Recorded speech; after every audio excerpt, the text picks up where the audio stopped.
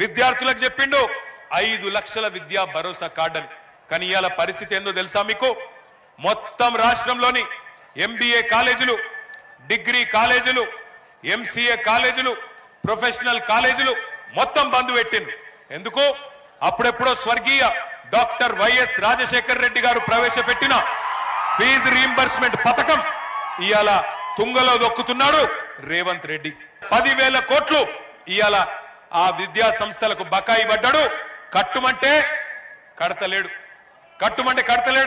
5 లక్షల విద్యా భరోసా కార్డు ఎక్కడో పోయింది. 10,000 కోట్లు ఇవాళ మొత్తం లక్షలాది మంది విద్యార్థులకు బాకీ పడ్డాడు.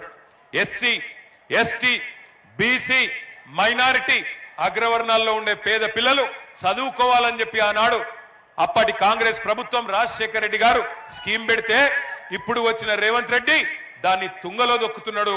10,000 కోట్లు బాకీ ఉంటే ఇవాళ కాలేజీలో పోయి బాకీ అడిగితే ఏం చేస్తారా, నన్ను కోసుక తింటారా అని ఇవాళ డైలాగులు కొడుతున్నాడు. డైలాగులు కొట్టుడే కాదు, కాలేజీలను బ్లాక్ మెయిల్ చేస్తున్నాడు. విజిలెన్స్ దాడులు చేపిస్తా, నీ మీద కాలేజీల మీద విజిలెన్స్ దాడులు చేపిస్తా, కాలేజీలు మూపిస్తా అని ఇవాళ బెదిరిస్తా ఉన్నాడు రేవంత్ రెడ్డి. 5 లక్షల భరోసా కార్డు ఎక్కడో పోయింది. కాలేజీలకు భరోసా లేదు, విద్యార్థులకు భరోసా లేదు, వాళ్ళ భవిష్యత్తుకు భరోసా లేదు. లక్షలాది మంది తల్లిదండ్రులకు ఇలా కంటి నిండా నిద్రలేని పరిస్థితి తెచ్చిండు రేవంత్ రెడ్డి. ఒక్కసారి ఆలోచించమని కోరుతున్నా.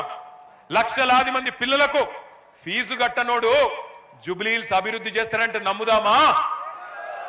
లక్షలాది మంది పిల్లలకు ఫీజు రీయింబర్స్మెంట్ ఇయ్యనోడు జూబ్లీహిల్స్ లో అభివృద్ధి చేస్తా ఓటేయండి అంటే నమ్ముదామా?